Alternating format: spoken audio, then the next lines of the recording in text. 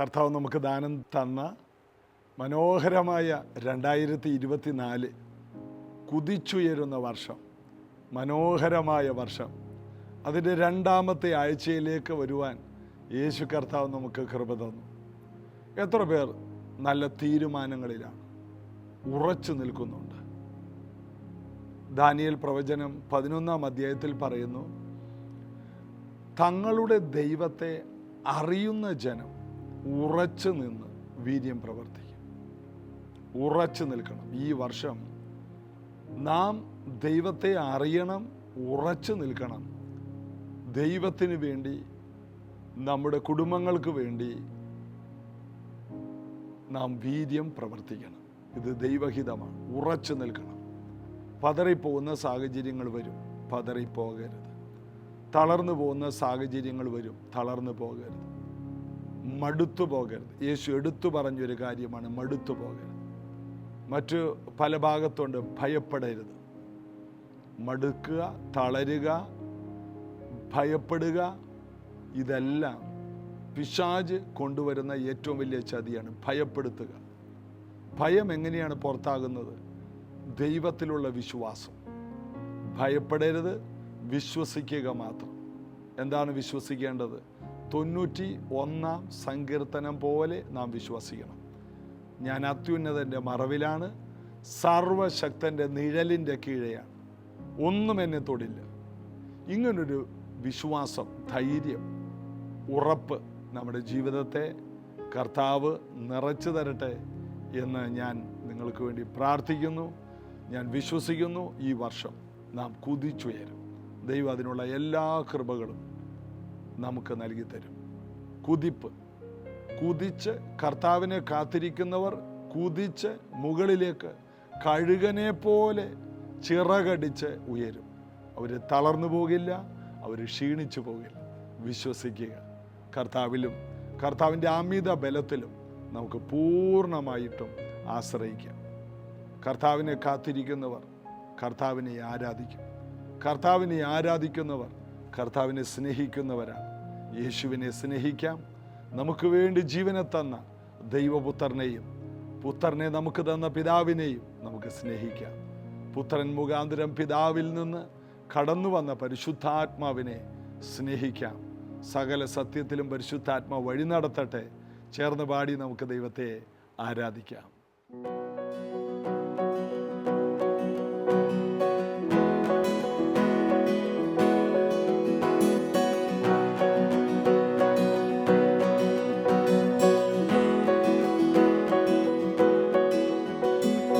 എല്ലാ പ്രശംസയും എല്ലാ പുകഴ്ചയും യേശുവിന്,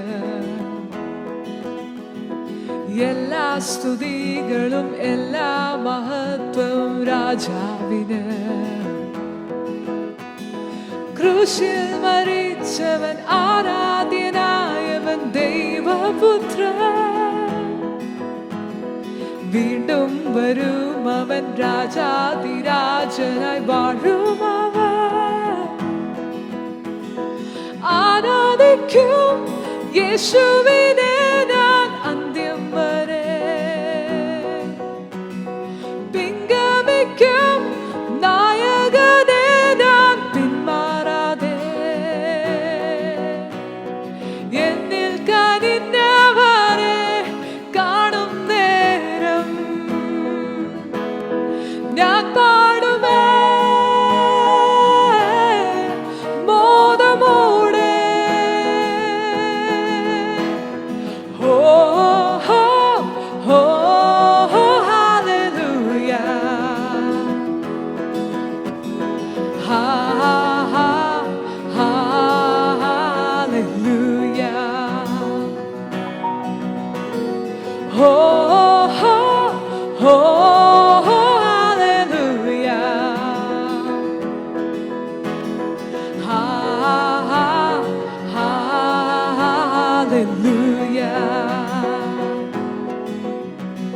സ്വർഗീയ ദൂതരും ഈ ഭൂവിലേവരും വാഴ്ത്തിയിടുമേ. എല്ലാ സ്തുതികളും എല്ലാ മഹത്വവും യേശുവിന്. മൃത്യുജയനവൻ ആരാധ്യനായവൻ ദൈവപുത്രൻ. വീണ്ടും വരും അവൻ രാജാതിരാജനായി വാഴും അവൻ. ആരാധിക്കും യേശുവിനെ ഞാൻ അന്ത്യം വരെ. പിൻഗമിക്കും നായകനെ ഞാൻ പിന്മാറാതെ. എന്നവനെ കാണും നേരം ഞാൻ പാടുമേ മോദമോടെ. ഹോ ഹോ ഹോ ഹല്ലേലൂയ. ഹാ ഹാ ഹല്ലേലൂയ. ഹോ ഹോ ഹോ ഹല്ലേലൂയ. ഹാ ഹാ ഹല്ലേലൂയ. ഹല്ലേലൂയ. ഹോ ഹോ ഹല്ലേലൂയ. ഹാ ഹല്ലേലൂയ. ഹോ ഹോ ഹല്ലേലൂയ. ഹാ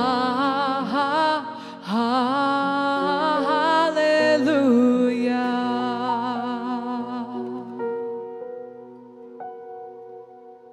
നമ്മൾ ഒരാഴ്ചയോളം കഴിഞ്ഞ വർഷത്തിൻ്റെ ഒടുവിലത്തെ ആഴ്ചയിൽ നമ്മൾ ധ്യാനിച്ചത് യെശയ്യാ പ്രവചനം 53 ആരംഭ വാക്യങ്ങളാണ്. 53 ആരംഭവാക്യങ്ങൾ.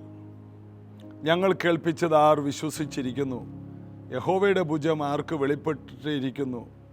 അവൻ ഇളയ തൈ പോലെയും വരണ്ട ദേശത്ത് നിന്ന് വേർ മുളയ്ക്കുന്നത് പോലെയും അവൻ്റെ മുമ്പാകെ വളരും. അവന് രൂപഗുണമില്ല, കോമളത്വമില്ല, കണ്ടാൽ ആഗ്രഹിക്കത്തക്ക സൗന്ദര്യമില്ല. യേശു കർത്താവിൻ്റെ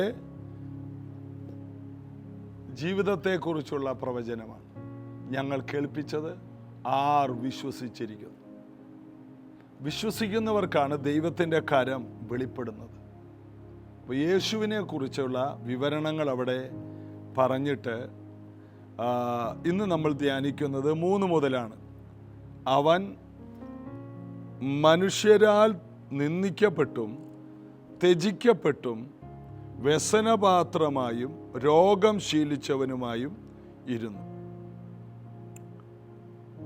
യേശു ഈ ഭൂമിയിൽ ആയിരുന്നപ്പോൾ കർത്താവ് മനുഷ്യരാൽ നിന്ദിക്കപ്പെട്ടവനായിരുന്നു. യേശുവിൻ്റെ തിരസ്കരണമാണ് നമ്മുടെ അംഗീകാരം. യേശു ഈ ഭൂമിയിലായിരുന്നപ്പോൾ അവൻ മനുഷ്യരാൽ നിന്ദിക്കപ്പെട്ടു. ഇന്ന് നമ്മൾ ഏറ്റവും കൂടുതൽ ഭയപ്പെടുന്ന ഒന്നാണ് നിന്ന. മാന്യത നമുക്കിഷ്ടമാണ്, എന്നാൽ നിന്ന, മനുഷ്യരുടെ മുൻപിൽ നിന്ദിക്കപ്പെടാതിരിക്കാൻ നമ്മൾ വളരെയധികം പരിശ്രമിക്കുന്നവരാണ്. ആരും ഒന്നും പറയരുത്. മനുഷ്യർ അങ്ങനെ പറയും, ഇങ്ങനെ പറയും. എന്ത് കാര്യത്തിലും മനുഷ്യരിൽ നിന്നൊരു നിന്ന വരാതിരിക്കാൻ ഒരു വലിയ പരിശ്രമം നടത്തുന്ന സമൂഹത്തിൽ ഉള്ളവരാണ് നമ്മൾ. എന്തിനേറെ പറയണം, അയൽവാസികളുടെ നിന്ന, നാട്ടുകാരുടെ നിന്ന, അതെല്ലാം ഏറ്റുവാങ്ങിയാണ് പ്രാർത്ഥനയ്ക്ക് പലരും എത്തിയത്. ആ പ്രാർത്ഥനയ്ക്ക് വന്നപ്പോൾ ആ നിന്നയെ സഹിക്കാൻ ശക്തിയുണ്ടായി. എന്നാൽ സഭയിൽ ഇപ്പോൾ വന്നപ്പോൾ വിശ്വാസികളുടെ നിന്ന എന്നൊരു നിന്നയുണ്ട്. അതായത് ദൈവത്തെ ആരാധിക്കുമ്പോൾ അവർ നിന്ദിക്കുമോ എന്നുള്ള ഒരു ഭയം. അതുകൊണ്ട് പലരും ഇപ്പോൾ ആരാധിക്കാറില്ല. അത്യുച്ചനാദമുള്ള കൈത്താളങ്ങളോടെ സങ്കീർത്തനത്തിൽ പറയുന്ന ആരാധനയുടെ നിലവാരം അതാണ്. അത്യുച്ചനാദമുള്ള കൈത്താളങ്ങളോടെ, നൃത്തത്തോടെ ദൈവത്തെ പാടി സ്തുതിപ്പിൻ. ദാവീദ് ഈ നിലവാരത്തിൽ ആരാധിച്ചപ്പോൾ ദാവീദിന്റെ സ്വന്തം ഭാര്യ പോലും അവനെ നിന്ദിച്ചു. വീട്ടിനകത്ത് നിന്ന, സഭയിൽ വരുമ്പോൾ സഭയ്ക്കകത്ത് നിന്ന്. എന്നാൽ ദാവീദിന്റെ ഹൃദയം കർത്താവുമായിട്ട് വളരെയധികം അടുത്തതായിരുന്നത് കൊണ്ട് ഈ നിന്ദകളെ അതിജീവിക്കാനുള്ള ശേഷി ദാവീദിനുണ്ടായിരുന്നത് കൊണ്ട് നിന്ന അവൻ്റെ ജീവിതത്തിൽ അവനെ ദൈവത്തെ ആരാധിക്കുന്ന വിലപ്പെട്ട ശുശ്രൂഷയിൽ നിന്ന് അവനെ തടഞ്ഞില്ല. ഇന്ന് ദൈവജനത്തിൻ്റെ ഇടയിലുള്ള ഏറ്റവും വലിയ തകർച്ചയെന്ന് പറയുന്നത് മാനുഷിക ഭയം ഒരു കണിയായിട്ടിരിക്കുകയാണ്. അവർ നിന്ദിക്കും, വേറൊന്നും ചെയ്യാനില്ല, അവർ നിന്ദിക്കും. നിന്ദിക്കാന്ന് പറഞ്ഞാൽ നിന്നയുടെ ഒരു ഭാഗമാണ് മറ്റുള്ളവർ ചിരിക്കും. ആരും എന്നെ നോക്കി ചിരിക്കരുത്. ഞാൻ ദൈവസന്നിധിയിൽ നൃത്തം ചെയ്തു, ഒത്തിരി പേരെന്നെ കളിയാക്കി. ഇന്ന് സഭകളെല്ലാം ഒരു നിശബ്ദ സഭകളായി മാറിക്കൊണ്ടിരിക്കുന്ന കാലത്ത് ആർക്കുന്ന സഭകൾക്കായിട്ട് ദൈവം കാത്തിരിക്കുകയാണ്. പെന്തക്കോസ്ത് നാളിൽ സഭ ആരംഭിച്ചത് ഒരു ഭയങ്കര മുഴക്കത്തോടെയാണ്. ഒരു കുലുക്കവും ഒരു മുഴക്കവും അഗ്നിജ്വാല പോലെ പിളർന്ന നാവുകളും ആയിട്ട് പരിശുദ്ധാത്മാവ് വന്നത്. പ്രാപിച്ചവരോ അവരുടെ ശബ്ദവും ആർപ്പും കേട്ട് ആ ദേശത്ത് പട്ടണത്തിൽ പാർക്കുന്ന നല്ലൊരു പങ്കാൾക്കാർ ഓടിക്കൂടി. അതിൽ 3000 പേരാണ് സ്നാനപ്പെട്ടെങ്കിലും അതിനേക്കാൾ പല മടങ്ങ് ആൾക്കാർ അതിന് ചുറ്റും കൂടി, ആ മാളിക മുറിയുടെ ചുറ്റും. എല്ലാവർക്കും കയറി നോക്കാനൊന്നും കഴിഞ്ഞില്ല. എന്നാൽ ഒരു ഭയങ്കര സമൂഹം ഇതിന് ചുറ്റും, ഈ മാളിക മുറിയുടെ ചുറ്റും കൂടത്തക്ക രീതിയിലൊരു ചലനം പരിശുദ്ധാത്മാവിൻ്റെ നിറവ് അല്ലെങ്കിൽ സഭയുടെ ഉത്ഭവത്തിലുണ്ടായി. ഒരാർപ്പോടെ ഉത്ഭവിച്ച സഭയുടെ അംഗങ്ങളാണ് നമ്മൾ. അവരന്യഭാഷയിൽ സംസാരിച്ചു, അവരുറക്കെ സ്തുതിച്ചു, അവർ പരിസരം മറന്ന് ആരാധിച്ചു, അവരെ വീഞ്ഞു കുടിച്ചവരെന്ന് നിന്ദിച്ചു. അപ്പം നിന്നയിൽ ആരംഭിച്ചതാണ് ദൈവസഭ. ഇവർ പുതുവീഞ്ഞു കുടിച്ചിരിക്കുന്നു എന്ന് കരുതി അവരാരും ആരാധന നിർത്തിയില്ല, സ്തുതി നിർത്തിയില്ല. ഇന്ന് സമൂഹത്തിലെ നിന്ന, ദേശത്തിൻ്റെ നിന്ന, ബന്ധങ്ങളിലെ നിന്ന, സഭയ്ക്കകത്ത് നിന്ന് വരുന്ന നിന്ന, ഇതിനെയെല്ലാം അതിജീവിക്കാൻ ശേഷിയുള്ള ഒരു വ്യക്തിയായിട്ട് ഞാനും നിങ്ങൾ മാറണം. അത് ദൈവത്തിൻ്റെ ഹിതമാണ്. അങ്ങനെ ഈ വർഷം നിന്ദകൾ എത്ര വന്നാലും ഞാൻ ദൈവത്തെ സ്തുതിക്കുന്നതിൽ പരാതികളോ പരിഭവമോ ഇല്ലാതെ ദൈവത്തെ ഞാൻ പൂർണ്ണ ഹൃദയത്തോടെ, പൂർണ്ണ ശക്തിയോടെ, പൂർണ്ണ മനസ്സോടെ ആരാധിക്കുമെന്ന് ഒരു ഉറച്ച തീരുമാനം ഈ പുതിയ വർഷത്തിലെടുക്കണം. എന്ത് നിന്ന വന്നാലും ഞാൻ സുവിശേഷം അറിയിക്കും. എന്തുകൊണ്ടാണ് സുവിശേഷം അറിയിക്കാത്തത്? നിന്ന. സുവിശേഷം പറയുമ്പോൾ മറ്റുള്ളവരെന്തെങ്കിലുമൊക്കെ പറയും. എല്ലാവരും കൈയടിച്ച് സ്വീകരിക്കണമെന്നില്ല. ഒത്തിരി നിന്ദകളുണ്ട് സുവിശേഷീകരണത്തിൽ. അതുകൊണ്ട് പലരും ആരാധനയിൽ നിന്നയുണ്ട്, സുവിശേഷീകരണത്തിൽ നിന്നയുണ്ട്. എന്നാൽ ഇവിടെയെല്ലാം ജനങ്ങൾ, ദൈവജനം ഒതുങ്ങിപ്പോയി നിന്നയെ ഭയപ്പെട്ട്. എന്നാൽ ഇവിടെ നമ്മൾ വായിച്ചത് നമ്മുടെ കർത്താവ് മനുഷ്യരാൽ നിന്ദിക്കപ്പെട്ടും ത്യജിക്കപ്പെട്ടും ഇരുന്നു. അപ്പോൾ മനുഷ്യരാലുള്ള നിന്ന യേശു കർത്താവ് അനുഭവിച്ചത്, നമ്മുടെ നിന്നയെ അവൻ ക്രൂശിൽ എടുക്കുകയായിരുന്നു.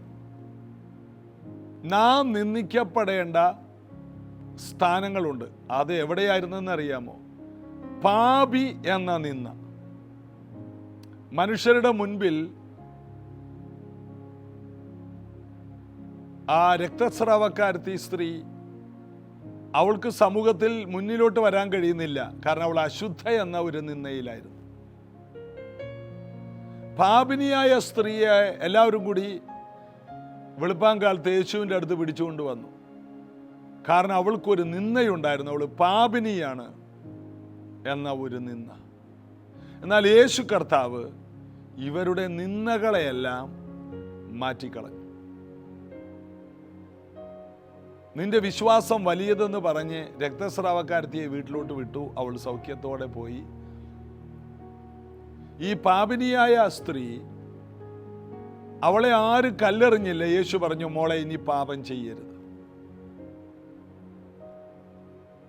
പിന്നീട് നമ്മൾ വായിക്കുന്നത് ഒരു സ്ഥലത്ത്, ഒരു വീട്ടിൽ, ഒരു ശീമോന്റെ വീട്ടിൽ യേശു പന്തിക്കിരിക്കുമ്പോൾ ഒരു സ്ത്രീ കാലിൽ കണ്ണുനീരുകൊണ്ട് കഴുകി തലമുടി കൊണ്ട് തുവർത്തിയ, തുരുതുരാ ചുംബിച്ച ഒരു ചരിത്രം നമ്മൾ വായിക്കുന്നു. അവൾക്കവിടെ ഒരു നാണവും തോന്നിയില്ല. അവൾക്കവിടെ നാണമില്ല. ആൾക്കാരെന്നാ ഓർക്കും? ആൾക്കാരെ കണ്ടാൽ എന്തോർക്കും? ഇപ്പോൾ അവിടെ ആ വീട്ടുകാരൻ നിന്ദിക്കുന്നു, അവിടെ ഇരിക്കുന്നവർ നിന്ദിക്കുന്നു. അവൾക്ക് അവിടെ ഒരു ലജ്ജയും തോന്നിയില്ല. യേശുവിൻ്റെ കാല് കഴുകുന്നതിലും തലമുടി കൊണ്ട് തുവർത്തുന്നതിലും തുരുതുര കാലിൽ ചുംബിക്കുന്നതിലും അവൾക്ക് യാതൊരു ലജ്ജയുമില്ല. കാരണം അവളുടെ അനേകായിരം പാപങ്ങൾ മോചിക്കപ്പെട്ടു. ഏറ്റവും വലിയ നിന്ന പാപത്തിൻ്റെ നിന്നയാണ്. ആ നിന്ന ചുമന്നവളായിരുന്നു അവൾ. ഏറ്റവും വലിയ നിന്ന എവിടെയാ? സ്വർഗത്തിൽ ജീവിക്കേണ്ട മനുഷ്യൻ നേരെ ന്യായവിധിയിലൂടെ കുറ്റവാളിയെ പോലെ ദൂതന്മാർ കയ്യും കാലും കെട്ടി നരകത്തിയിലേക്ക് എറിയുന്ന ഏറ്റവും വലിയ നിന്ദയാണ് ഈ സ്ത്രീയിൽ നിന്ന് മാറിപ്പോയത്. ഇത് തന്നെയാണ് നമ്മിൽ നിന്ന് മാറിപ്പോയത്. നാം നിന്ദിക്കപ്പെടേണ്ട വ്യക്തികളായിരുന്നു. മറ്റുള്ളവരുടെ മുൻപിൽ വളരെയധികം നിന്ദിക്കപ്പെടേണ്ട വ്യക്തിയായിരുന്നു. എന്നാൽ ഇന്ന് നമുക്ക് എന്തെങ്കിലും ഒരു മാന്യതയുണ്ടെങ്കിൽ നമ്മുടെ നിന്ന മുഴുവനും ഒരുവൻ ക്രൂശിൽ ഏറ്റെടുത്തു എന്നൊരൊറ്റ കാരണമാണ്. യേശു നമ്മുടെ നിന്ദകളെ മുഴുവനും ക്രൂശിൽ ഏറ്റെടുത്തു. അവൻ മനുഷ്യരാൽ നിന്ദിക്കപ്പെട്ടവനായിരുന്നു. യേശു നിന്ദിക്കപ്പെട്ടത് നമ്മുടെ നിന്ദകളെയെല്ലാം എടുത്തു മാറ്റാനായിരുന്നു. അപ്പോൾ ഇസ്രായേൽ മക്കൾ യോർദാൻ കടന്ന് യെരിഹോ സമഭൂമിയിൽ ഇറങ്ങിയപ്പോൾ ആ സ്ഥലത്തെ വിളിച്ചത് ഗിൽഗാൽ എന്നാണ്. ഗിൽഗാൽ, അതായത് നിന്ന ഉരുട്ടി കളഞ്ഞ സ്ഥലം. അവർക്ക് വലിയൊരു നിന്ദയുണ്ടായിരുന്നു. എന്താണ്?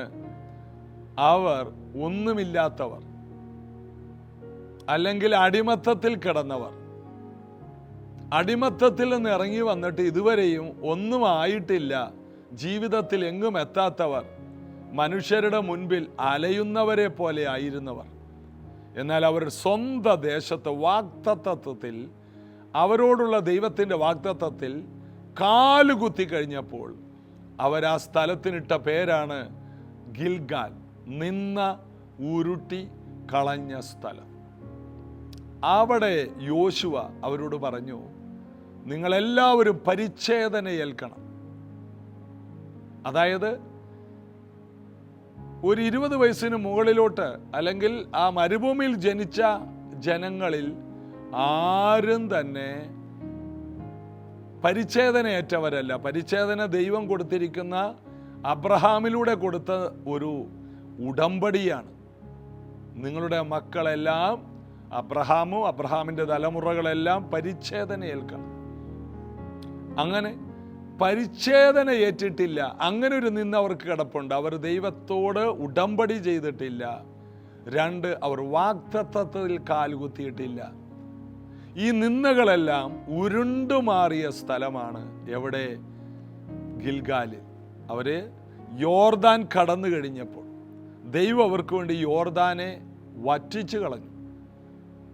അങ്ങനെ അവർ ആ യോർദാനിലൂടെ ഉണങ്ങിയ നിലത്തുകൂടി ഒരു 40 വർഷത്തിന് ശേഷം വീണ്ടും ഒരു ഉണങ്ങിയ നിലത്തുകൂടി നടന്നു. ഇതിനു മുമ്പ് മോശയുടെ കാലത്ത് ചെങ്കടലിലെ ഉണങ്ങിയ നിലത്തുകൂടി നടന്നവരാണ്. ഇപ്പോൾ വാഗ്ദത്ത ദേശത്തേക്ക് കാലെടുത്ത് വെച്ചു. ഇതുപോലെ പുതിയ വർഷം, ഈ 2024 എന്ന വാഗ്ദത്ത വർഷം, അനുഗ്രഹത്തിൻ്റെ വർഷത്തിലേക്ക് കാലെടുത്ത് വെച്ച നിങ്ങളുടെ നിന്ദകൾ കർത്താവ് ഉരുട്ടി മാറ്റിയിട്ടുണ്ട്. എങ്ങനെ? പരിച്ഛേദനയിലൂടെ. ഏതാണ് പരിച്ഛേദന? ക്രൂശിലെ പരിച്ഛേദന. പുറമേയുള്ള പരിച്ഛേദനയല്ല, ആകമേയുള്ള പരിച്ഛേദനയാണ് ശരിയായ പരിച്ഛേദന എന്ന് വേദപുസ്തകത്തിൽ, ലേഖനത്തിൽ കാണുന്നു. ഹൃദയത്തിൻ്റെ പരിച്ഛേദന, മാനസാന്തരം, രൂപാന്തരം. അതിനുവേണ്ടി ഒരുവൻ കുന്തത്താൽ കുത്തപ്പെട്ടു, ആണികളാൽ അടിക്കപ്പെട്ടു. യേശുക്രിസ്തുവിൻ്റെ ക്രൂശിൽ സംഭവിച്ച രക്തച്ചൊരിച്ചിലാണ് നമുക്കുള്ള പരിച്ഛേദന. അങ്ങനെ നിന്ന ഉരുട്ടിക്കളഞ്ഞ സ്ഥലം ഗിൽഗാൽ, പരിച്ഛേദനയേറ്റ സ്ഥലം. നമ്മുടെ പരിച്ഛേദനയുടെ സ്ഥലമാണ് ക്രൂശ്. യേശു നമ്മുടെ നിന്ദകളെ എല്ലാം ഏറ്റെടുത്തു. ഇത് വിശ്വസിക്കുന്ന ഒരു ദൈവ പൈതൽ ഇന്ന് മുതൽ അഭിമാനിക്കണം. ഈ സത്യങ്ങൾ അറിയുന്നവർ, നമ്മുടെ മുഴുവനും നിന്ദയും യേശു ഏറ്റെടുത്തു. നിന്ദിക്കപ്പെട്ടവനായി ക്രൂശിൽ കിടന്ന യേശുവിനെ നമുക്ക് കാണാം. യേശുവിൻ്റെ വസ്ത്രങ്ങളെല്ലാം അവർ ഉരിഞ്ഞെടുത്തു. ആ വസ്ത്രങ്ങളില്ലാതെ നഗ്നനായി കിടക്കുന്ന യേശു, വഴിയെ പോകുന്നവരെല്ലാം നിന്ദിക്കപ്പെട്ട് കിടക്കുന്ന ഒരു യേശു. അതുകൊണ്ടാണ് മനുഷ്യരാൽ നിന്ദിക്കപ്പെട്ട്. യേശുവിൻ്റെ ക്രൂശ് യാത്ര, യേശുവിൻ്റെ ക്രൂശ് മരണം എല്ലാം മനുഷ്യരുടെ മുമ്പിൽ ഒരു വലിയ നിന്ദയായിരുന്നു. വലിയ ആളായിരുന്നല്ലോ, ക്രൂശിൽ നിന്ന് ഇറങ്ങി വാ, നീ വലിയ മഹാനായിരുന്നില്ലേ, നീ ദേവാലയം പൊളിച്ചു പണിയുമെന്ന് പറഞ്ഞ വലിയ ആളല്ലേ, നീ എന്തെല്ലാം വീരവാദം പറഞ്ഞതാണ്. മനുഷ്യരിങ്ങനെ നിന്ദയുടെ വാക്ക് പറഞ്ഞപ്പോൾ മൗനമായി കിടന്നതിൻ്റെ കാരണം നമുക്ക് വാ തുറന്ന് പറയാൻ ഇന്ന് വാക്കുകളുണ്ട്. അതുകൊണ്ടാണല്ലോ എനിക്ക് നിന്ദയെക്കുറിച്ച് ഒരു പ്രസംഗം തന്നെ നിങ്ങളോട് പറയാൻ കഴിഞ്ഞത്. കാരണം യേശു വാ തുറക്കാതിരുന്നത് പുറകെ വരുന്ന ഞാനും നിങ്ങളും വാ വിസ്താരത്തിൽ തുറന്ന് അഭിമാനത്തോടെ സംസാരിക്കാനാണ്. യേശു നിന്ദിക്കപ്പെട്ടത് എൻ്റെ മാന്യതകൾക്കാണ്. ഇത് വിശ്വസിക്കുക. യേശു മനുഷ്യരാൽ നിന്ദിക്കപ്പെട്ടത് നാം മനുഷ്യരാൽ മാനിക്കപ്പെടാനാണ്. യേശു ക്രൂശിൽ നിന്ദിക്കപ്പെട്ടവനായി കിടന്നത്, തൻ്റെ ജീവിതം നിന്ദയായി കിടന്നത് എൻ്റെ ഈ ഭൂമിയിലുള്ള മാന്യമായ ജീവിതത്തിനാണ്. വിശ്വസിക്കാം, കർത്താവിൽ നമുക്ക് ആശ്രയിക്കാം. അതായത് യേശു പറഞ്ഞ്, എൻ്റെ നാമനിമിത്തം അപ്പനോ അമ്മയോ വീടോ ധനമോ എന്തെല്ലാം നിങ്ങൾക്ക് നഷ്ടപ്പെട്ടാലും ഈ ഭൂമിയിൽ 100 മടങ്ങും വരുവാനുള്ള ലോകത്തിൽ നിത്യജീവന് ലഭിക്കാത്തത് ആരുമില്ല. യേശുവിൻ്റെ നിന്ദയ്ക്കായി, യേശു നിമിത്തം വരുന്ന നിന്ന നിമിത്തം വീട്ടിൽ നിന്ന് ഒറ്റപ്പെട്ട് എല്ലാം നഷ്ടപ്പെട്ടാലും 100 മടങ്ങ് നടന്ന് മാനിച്ച് സ്വർഗത്തിൽ കൊണ്ടുപോയി പ്രതിഫലം തരുന്നവനാണ് യേശു. യേശുവിൻ്റെ നിന്ന ഈ ഭൂമിയിൽ നമുക്ക് 100 മടങ്ങും, വരുവാനുള്ള നിത്യതയിൽ നിത്യജീവനും സ്വർഗീയ ജീവിതവുമാണ്. ഇത്രയും വലിയ സൗഭാഗ്യമാണ് യേശു ക്രിസ്തുവിൻ്റെ നിന്ദയിലൂടെ മാത്രം നമുക്ക് ലഭിച്ചത്. അതുകൊണ്ട് കർത്താവിൽ നമുക്ക് സന്തോഷിക്കാം. കർത്താവിൻ്റെ നിന്ന ചുമന്നുകൊണ്ട് പാളയത്തിന് വെളിയിലേക്ക് ചെന്ന് അവനോടുകൂടെ നമുക്കും കഷ്ടം സഹിക്കുക എന്നാണ് എബ്രായ ലേഖനത്തിൽ പറയുന്നത്. കർത്താവിൻ്റെ നിന്ന നമുക്ക് ചുമക്കാം. കർത്താവിൻ്റെ നിന്ന ചുമന്നുകൊണ്ട് നമുക്ക് യാത്ര ചെയ്യാം. പ്രാർത്ഥിക്കാം. യേശുവേ, അങ്ങ് ഞങ്ങൾക്ക് വേണ്ടി ക്രൂശിൽ സഹിച്ച നിന്ദകൾ ഞങ്ങളുടെ മാന്യതയ്ക്കും 100 മടങ്ങ് അനുഗ്രഹത്തിനും ഈ ഭൂമിയിൽ മാന്യതകൾക്കുമായി അങ്ങ് തന്ന അവസരങ്ങളുമാണല്ലോ. അതുകൊണ്ട് ആ നിന്ദയെ ഞങ്ങൾ അനുഗ്രഹമായി സ്വീകരിക്കുന്നു. ഇന്ന് ഞങ്ങൾക്ക് ക്രൂശ് നിമിത്തമുള്ള നിന്ന ഞങ്ങളതിനെ അനുഗ്രഹമായി സ്വീകരിക്കുന്നു. ഇന്ന് ആരെങ്കിലും സുവിശേഷ നിമിത്തം നിന്ദിക്കപ്പെടുന്നുണ്ടെങ്കിൽ, ഈ പ്രാർത്ഥന നിമിത്തം ഒറ്റപ്പെടുന്നുണ്ടെങ്കിൽ, അവർക്ക് വെച്ചിരിക്കുന്ന 100 മടങ്ങ് വിളവ്, അനുഗ്രഹം അവരുടെ ജീവിതത്തിൽ, അവരുടെ ശിരസിൻ്റെ മേൽ വരട്ടെ. ഈ പുതിയ ആഴ്ചയിൽ നന്മകൾ കൊണ്ട് ഈ മക്കൾ നിറയട്ടെ. യേശു ക്രിസ്തുവിനാൽ സൗഖ്യവും ബലവും ആരോഗ്യവും ഈ മക്കൾ അനുഭവിക്കട്ടെ. യേശുവിൻ നാമത്തിൽ പിതാവേ, ആമേൻ. വിശ്വസിക്കുക. ദൈവവചനം എന്തു പറയുന്നുവോ അതുപോലെയുള്ള അനുഗ്രഹങ്ങൾ കൊണ്ട് നമുക്ക് നിറയാം. God bless you.